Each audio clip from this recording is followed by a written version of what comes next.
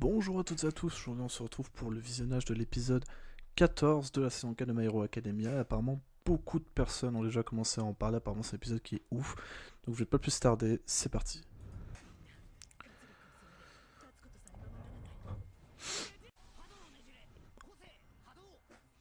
J'adore ce personnage, il est génial.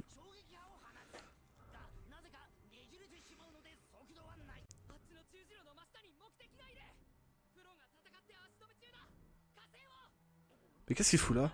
Il est pas là. C'était qui au-dessus?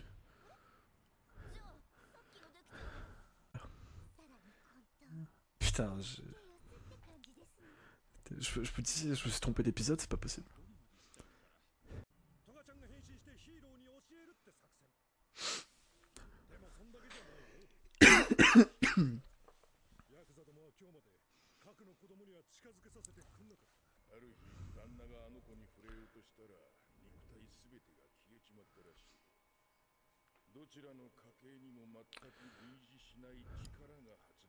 C'est quoi son alter? Parce que même si je suis la suite dans le manga, c'est pas l'arc que j'avais suivi, j'ai commencé après.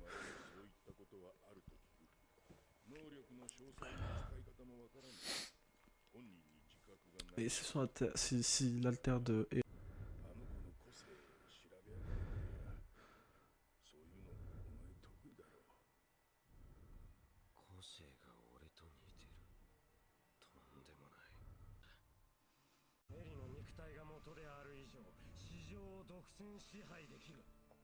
c'est-à-dire que Mirio a perdu son alter, il peut le récupérer.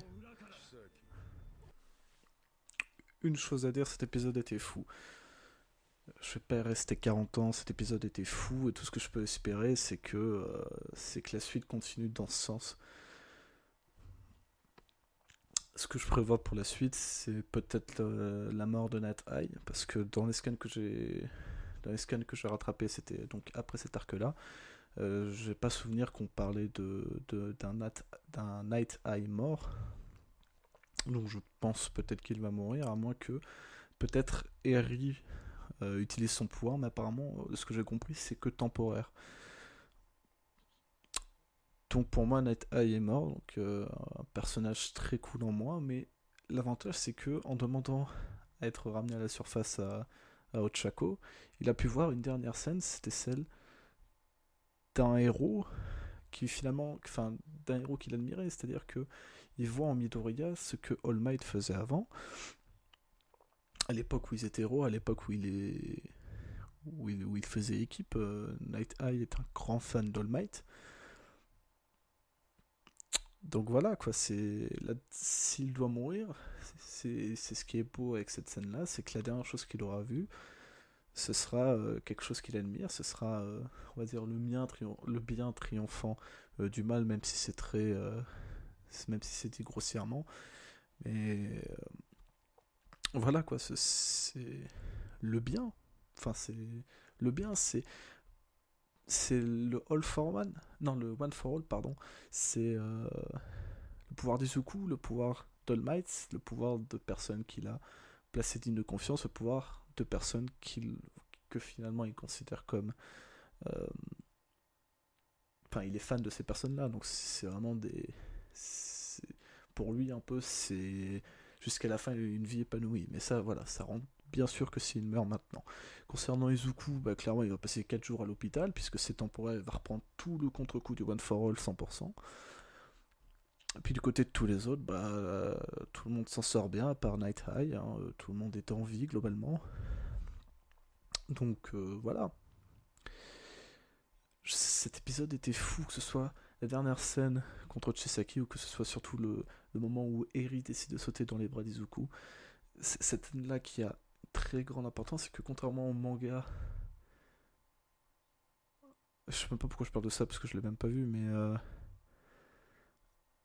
je sais même pas je sais pas pourquoi je parle de ça, mais à mon avis dans le manga ça doit pas être pareil.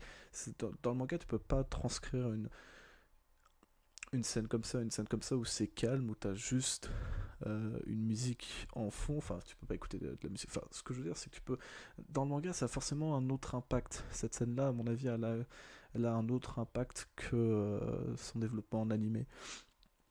En animé, c'est très calme, etc. Dans le manga, à mon avis, ça doit être très punch. Donc, mais pour autant, est-ce que c'est nul? Non, bien évidemment. C'est peut-être l'un des rares exemples qui montrent que même si ça se détache un peu de la façon dont doit être adapté un manga, même si ça sort un peu de ce qui est fait dans le manga, ça reste très cool quand même. Et je trouve ça vraiment ouf ce qu'ils ont fait avec cette scène-là. J'ai regardé après la scène dans le manga, mais je pense sans m'avancer que dans le manga c'était très violent, etc. Mais que là ils ont choisi de faire quelque chose de très calme. De très calme, avec pourtant il y a des explosions de partout, mais pourtant t'avais une musique calme, juste avec le monologue d'Eri, une musique en anglais en plus qui est même pas en japonais. Peut-être pour souligner, peut-être pour quelque chose de plus doux. Je sais pas pourquoi ils ont fait ce choix-là. Et cette musique, à mon avis, qui est une sorte de remix du thème principal You Say Run. Euh, enfin, du thème principal, parce que You Say Run, c'est en soi un remix du thème principal. En version épique. Mais là, voilà, c'était juste ouf. Et puis l'animation qui est folle quand tu vois cette animation. C'est ce genre d'animation là qui peut être faite. Et qui t'en as d'autres qu'il faut pas autant, hein, même dans des scènes ultra marquantes. Là, je reprends l'exemple de Natsuo Taizai et Scanner contre Meliodas, un combat que tout le monde attendait, un combat très important. Bah, il y avait une animation à chier, au final, tout le monde a rigolé en regardant l'épisode.